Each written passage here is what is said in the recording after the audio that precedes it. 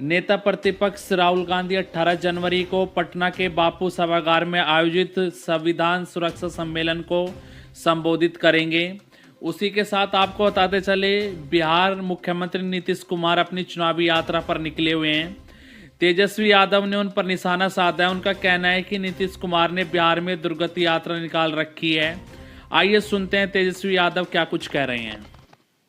मुख्यमंत्री यात्रा पे निकलते हैं तो 3 बार तो नाम बदला जाता है यात्रा का, लेकिन ताज्जुब की बात है कि अपनी जनता मालिक से संवाद करने के लिए 2 अरब 25 करोड़ 78 लाख रुपए खर्च करना पड़ता है।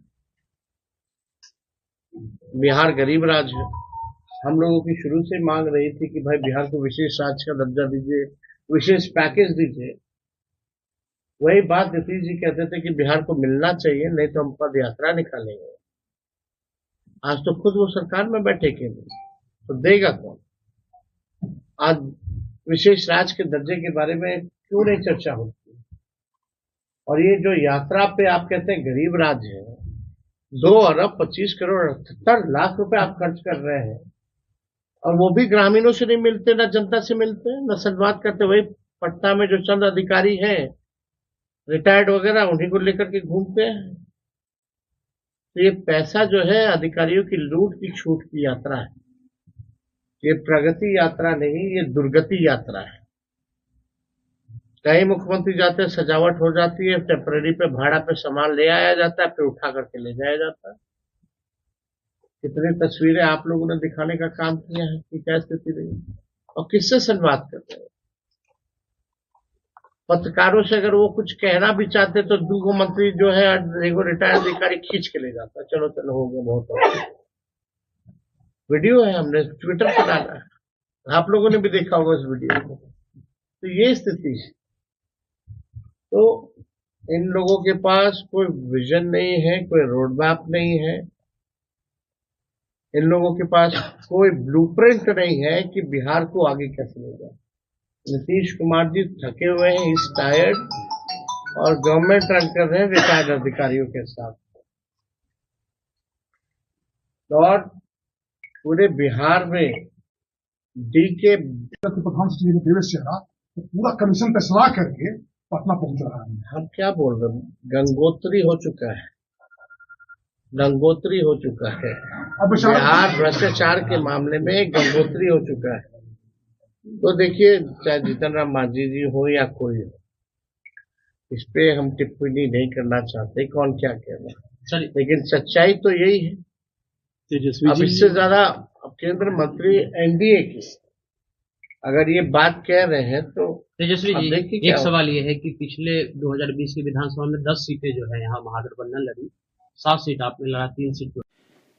कांग्रेस पार्टी मीडिया विभाग के चेयरमैन पवन खेड़ा का संघ प्रमुख मोहन भागवत पर बड़ा हमला। साथियों, अंग्रेजों को हिंदुस्तान छोड़े लगभग 7.5 दशकों से ऊपर हो चुका है, लेकिन एक मुखबिरों का गिरोह, एक गैंग अंग्रेजों ने बनाया था 100 साल पहले। 100 साल इसी साल उनको पूरे हो रहे हैं। राष्ट्रीय स्वयंसेवक संघ, ये तब से अब तक सिर्फ और सिर्फ मुखबिरी करता रहा, देश को कमजोर करता रहा। देश को स्वतंत्र करने का जो युद्ध चल रहा था, संघर्ष चल रहा था, उसको कमजोर करता रहा। भारत छोड़ो आंदोलन के वक्त तो इन्होंने चिट्ठी लिख दी थी श्यामा प्रसाद मुखर्जी ने अंग्रेजों को कि कैसे इस आंदोलन को कमजोर किया जाए, कैसे इसको सैबोटाज किया जाए। ये इनकी असलियत है। और अब एक बीमार आदमी, पूरी तरह से बीमार आदमी मोहन भागवत कहता है कि भारत को 1947 में आजादी नहीं मिली। ये शब्द भले मोहन भागवत के होंगे, ये पीड़ा, ये दर्द गुरु गोलवालकर का है। गुरु ये मानते हैं उसको, हम नहीं। गुरु गोलवालकर वो आदमी है जो 1947 तक अंग्रेजों की जी हुजूरी करता रहा, और उसको दर्द इसी बात का था, ये एक ऐसा संविधान आ गया जो दलितों को आरक्षण देता है, जो आदिवासियों के लिए आरक्षण की बात करता है। ये कैसा संविधान है? उसको दर्द इस बात का था ये तिरंगा कैसे आ गया, और वो दर्द राष्ट्रीय स्वयंसेवक संघ में आज तक है। इसी सदी की शुरुआत में 26 जनवरी 2001 को राष्ट्र प्रेमी युवा दल के 3 सक्रिय सदस्य नौजवान लोग घुस गए रेशम बाग में नागपुर में और फहरा दिया उन्होंने तिरंगा। उनको जेल करवाई राष्ट्रीय स्वयंसेवक संघ ने। नागपुर की अदालत में बड़ा लंबा चला यह केस, फिर अदालत से वो बरी हुए। दिलीप चत्तानी, बाबा मेंढे और उनके साथी ये अपने आप को राष्ट्रभक्त कहते हैं। इनकी नफरत जो इनके अंदर भरी हुई है कांग्रेस पार्टी के प्रति, महात्मा गांधी के प्रति, सरदार पटेल के प्रति, पंडित जवाहरलाल नेहरू के प्रति, सुभाष चंद्र बोस के प्रति, वो नफरत बार बार अलग अलग शब्दों से दिखाई देती।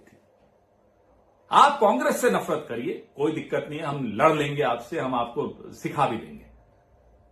लेकिन आपकी ये नफरत जो कांग्रेस के खिलाफ है, ये अब देशद्रोह का रूप ले रही है। तभी मैं आपको बीमार कहता हूं मोहन भागवत जी, यू आर सिक मैन। और इस बीमारी का इलाज ये देश जानता है कैसे करना है। आपकी औकात में अगर आप खुद नहीं रहेंगे तो ये देश आपको आपकी औकात याद दिला देगा, भूलिएगा नहीं। हो सकता है हमसे कोई चूक हुई होगी कि आपको सही वक्त पे आपकी औकात नहीं दिखाई, लेकिन इस देश से कभी चूक नहीं होती। इलाज कराइए, आप बीमार हैं मोहन भागवत जी। सैफ अली खान एक्टर पर बीती रात उनके आवास पर हमला हो गया। चाकुओं से गोदकर उन पे हमला कर दिया गया। गंभीर अवस्था में उनको अस्पताल में भर्ती कराया गया है। यह हमला एक चोर के द्वारा हुआ है। आपको बताते चले, इस खबर को लेकर देश भर में भारी आक्रोश है। वहीं विपक्षी दल बीजेपी सरकार को घेर रही है। महाराष्ट्र में बीजेपी की सरकार है, रूलिंग पार्टी। आइए सुनते हैं तमाम विपक्षी दलों का क्या कुछ कहना है इस घटनाक्रम पर। वहीं दिल्ली के पूर्व मुख्यमंत्री अरविंद केजरीवाल ने भी बीजेपी सरकार पर निशाना साधा है। तमाम वीडियो बैक टू बैक हैं, आइए सुनते हैं। आज सुबह उठते ही बड़ी दिल दहलाने वाली खबर सुनने को मिली कि देश के प्रसिद्ध एक्टर सैफ अली खान को कल रात कुछ अज्ञात लोगों ने उनके घर में घुस के और उनके ऊपर 6 बार चाकुओं से हमला किया।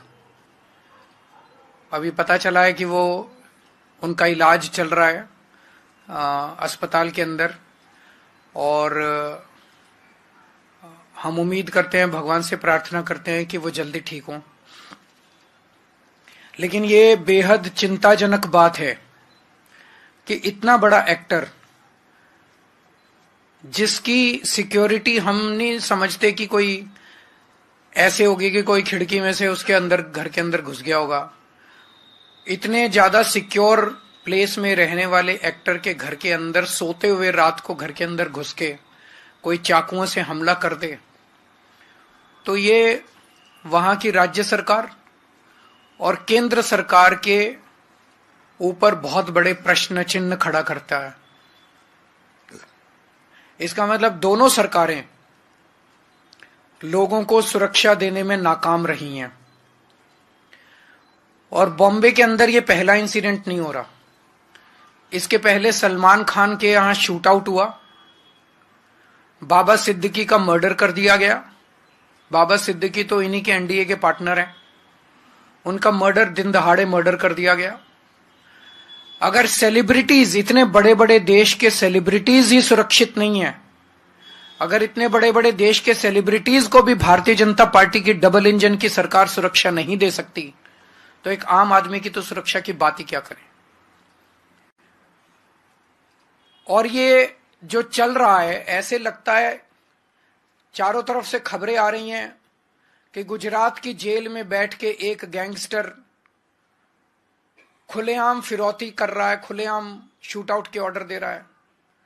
देश भर में अन्य गैंगस्टर खुलेआम अपना अपना राज चला रहे हैं। ऐसे चल रहा है कि लग रहा है कि जो क्रिमिनल्स हैं,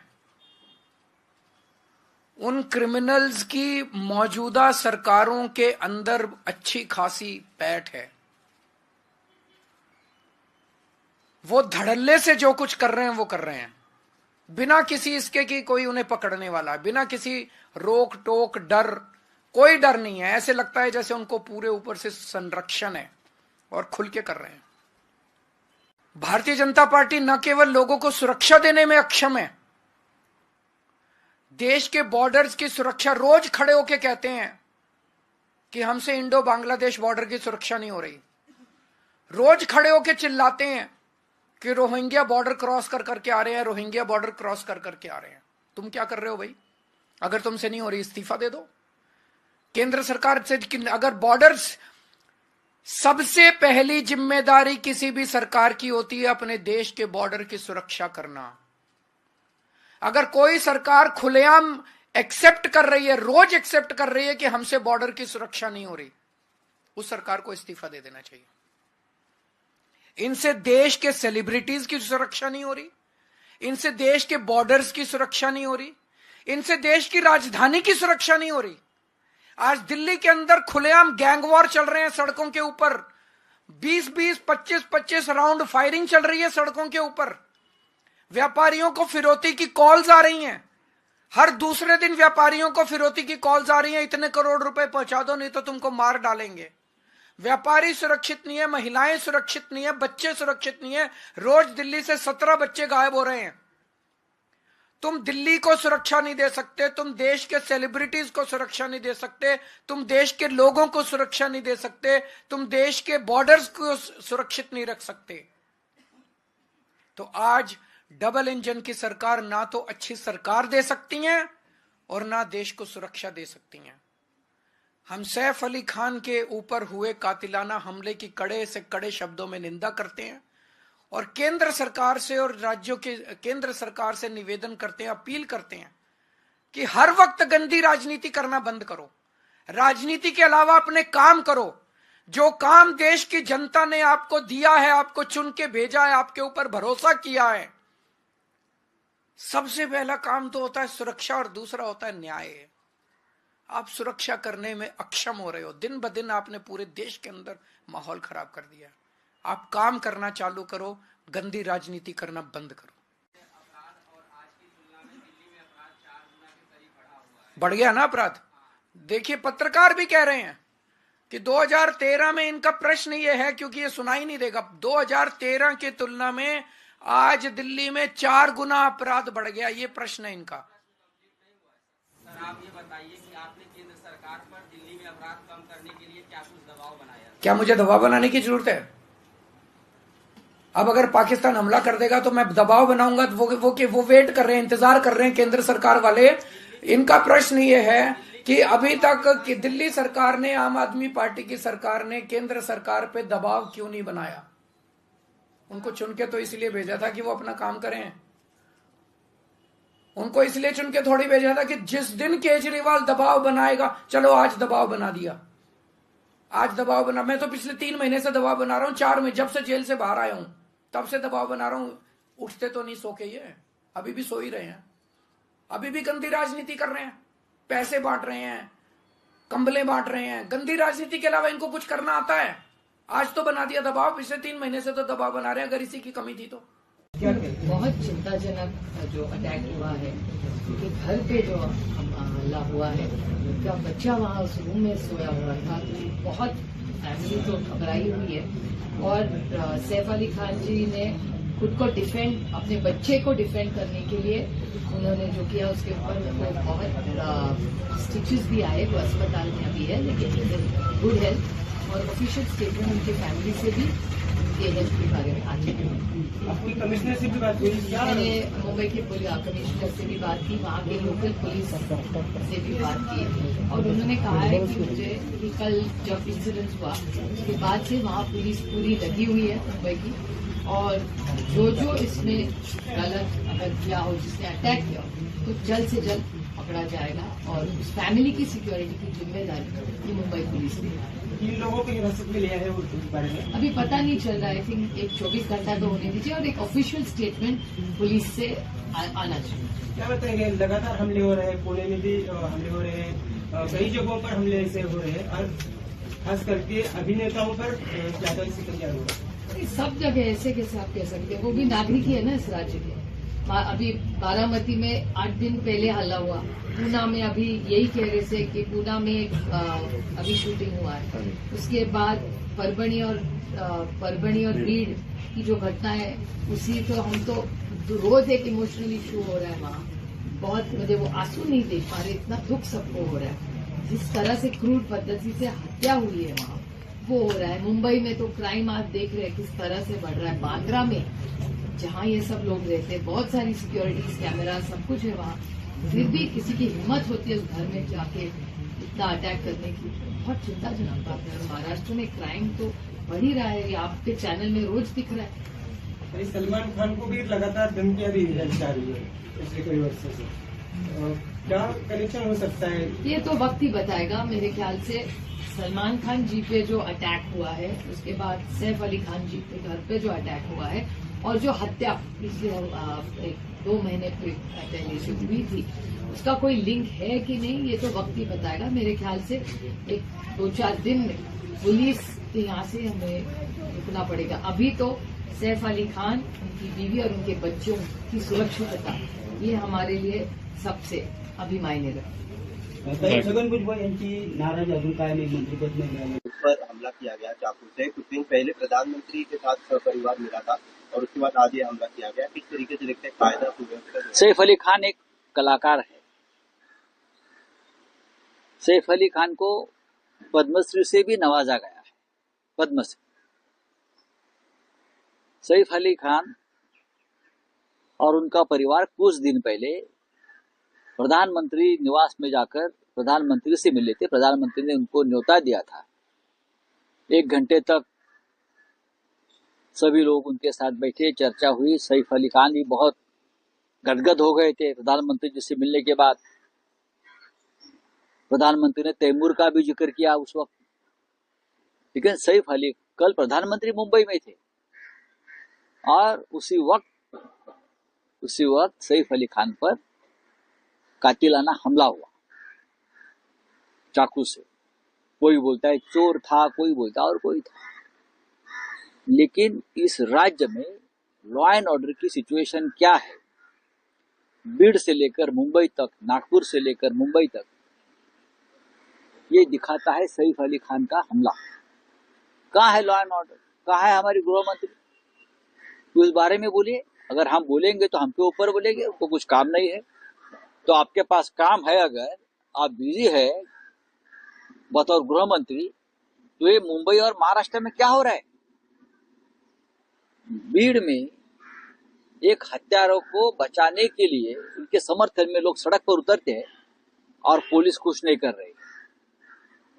मुंबई में सैफ अली खान जैसे कलाकार को उनके सबसे सुरक्षित घर में घुसकर मारा दिया जाता है, हमला होता है।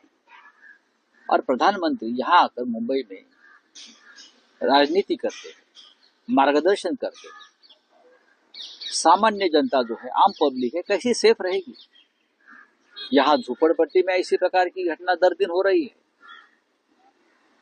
जो मिडिल क्लास लोग हैं हमारे जैसे, उनके एरिया में लोग घुस रहे हैं, हमले कर रहे हैं, चोरी हो रही है।